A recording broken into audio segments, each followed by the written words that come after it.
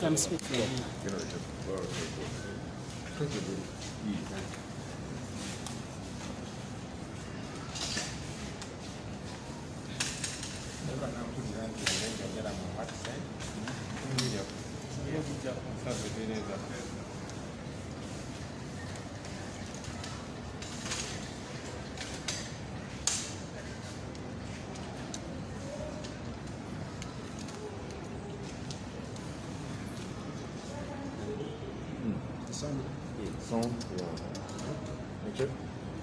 Yeah.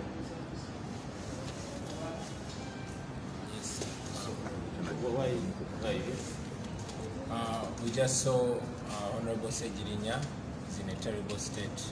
One of his feet is rotting away, and the other one is also infected now. He's breathing with very much difficulty. He says he's in so much pain. But most importantly, he says he continues to be coerced into apologizing to Mr. Museveni. He told us that state operatives keep coming to him to coerce him to apologize to Museveni, disown our struggle, and say things that he does not believe in. We tried to encourage him to stay firm, but he's still in very much pain. We just call upon everybody to pray for Ssegirinya, but to continue demanding for his freedom, to see that he gets the medical attention of his choice, which he trusts, which he can be comfortable with.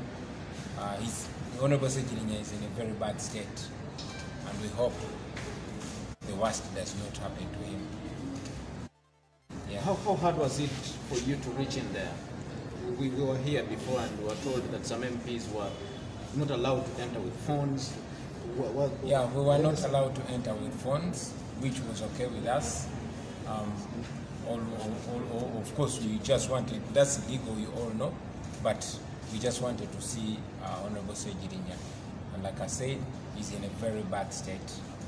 Pozi mu Uganda, tuvuddeyo tuva kulaba ku Honorable Ssegirinya.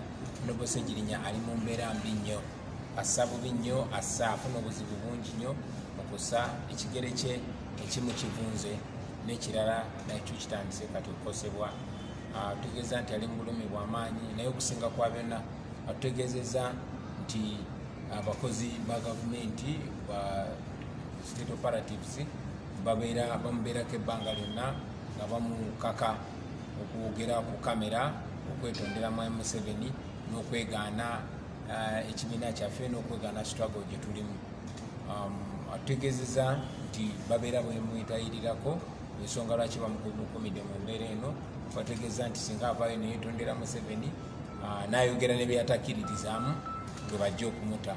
Kyenjagala okugamba bannayuganda, Honorable Ssegirinya omuteeke mu ssaala zammwe, mwongere okumusabira naye okusingira ddala mubanje obwenkanya eri Honorable Ssegirinya, kubanga bino byonna bye bali mumukolako bimenya amateeka. Honorable Ssegirinya nga munnayuganda omulala yenayina ali entitled okweyimirirwa mu kooti, ali entitled okuteebwa naddala nga ali mu mbeera gy'alimu asobole okufuna obujjanjabi bwasaanira.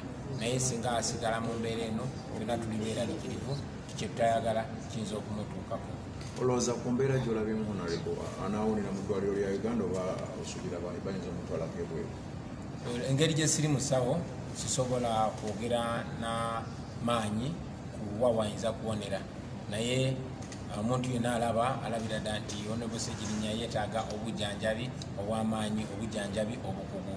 So nze nandirowooza ng'era buli omu bw'alowooza nti bamuwe eddembe agende mu ddwaliro yakkiririzaamu lyeyeesiga, bamwekereje basobole obujjanjabi obulungi kusobola okutaasa obulamu bwa Honorable Ssegirinya.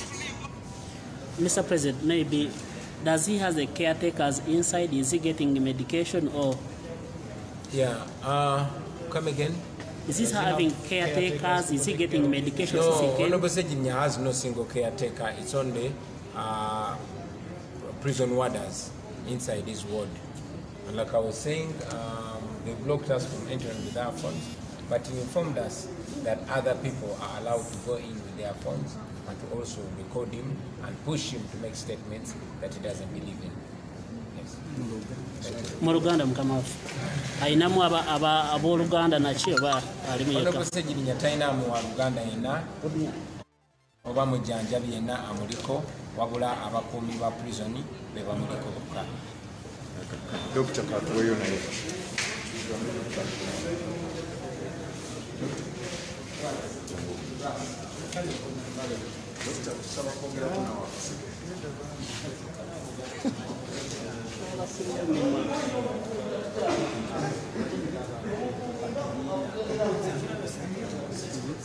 As you can see, he's Dr. Maibesa. He can't say anything. He's a former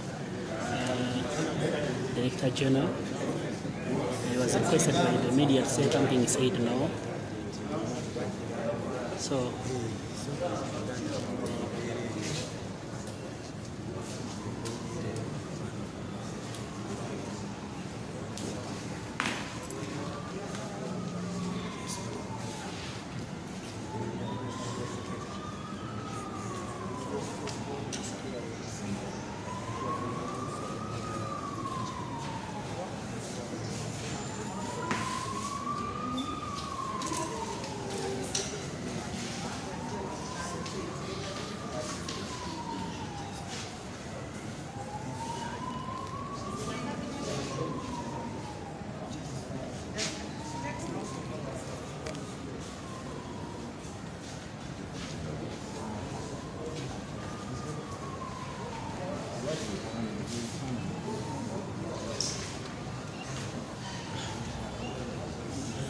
Yokwerinda babulokinze Nubian Lee Sako ne Ssentebe Chairman Nyanzi baganye kwerinda tumanyi ensonga ki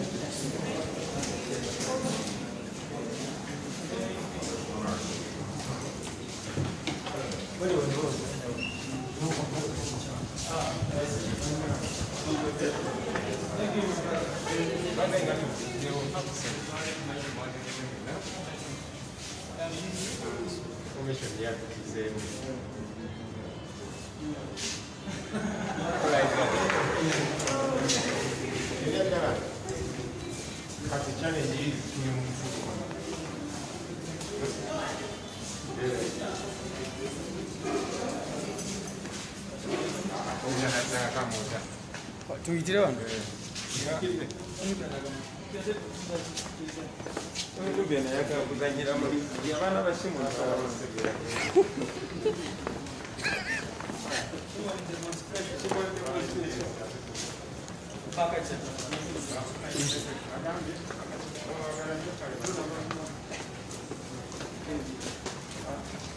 naikwasa huku mwana morning show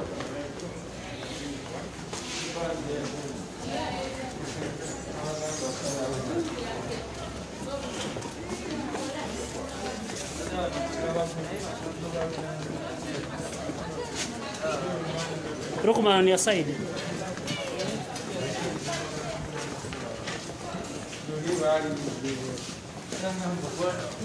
Mugenda underground wana. mugenda wansi Senyo. Jo.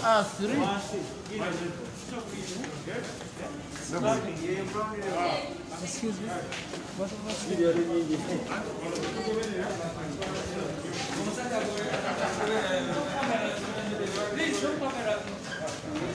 No cameras on you. Who are you?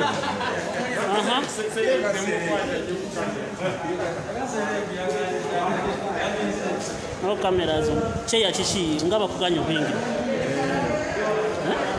bati okuwala bisana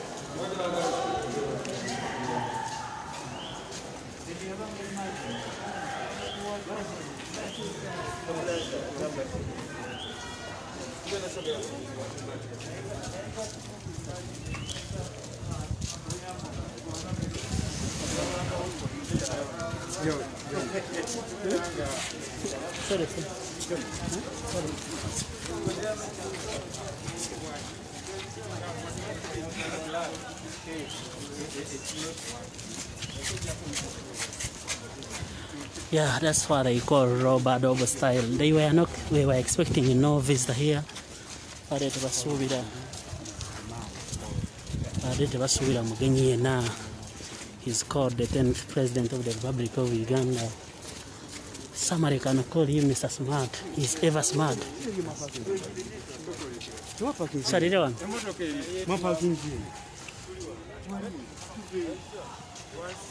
Tirano Kumadara. He's called ever smart. You can't predict him. You cannot predict him.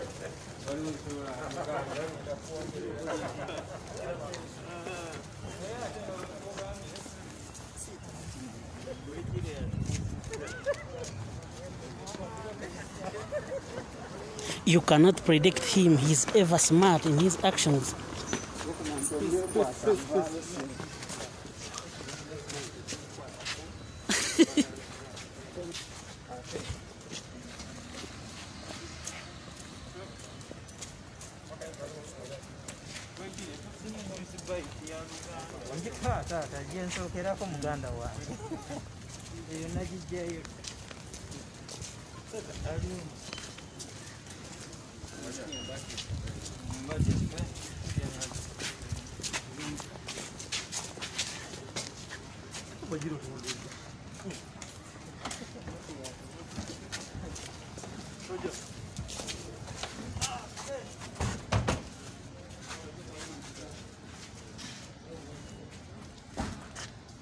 Ini lero chikulidde.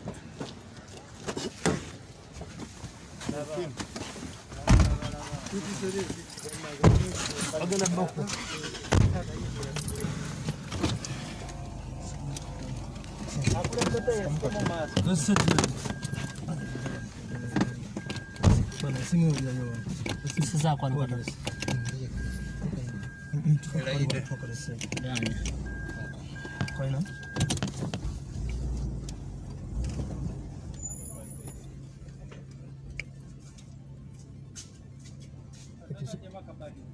Oh. No, no, msaji.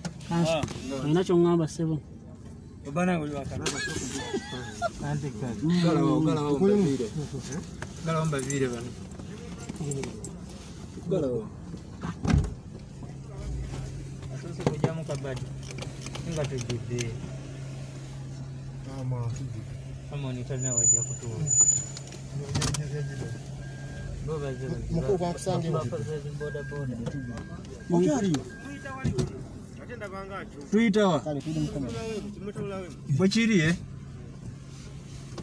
Kandi bazema bega bali kwatukulembere. Genda kuyiga. Kati wabula bwe baba bafuluma. Kitata. Bangambire bayitewo badde. Wanasaidia wa. Tebaje. Banda kamoja.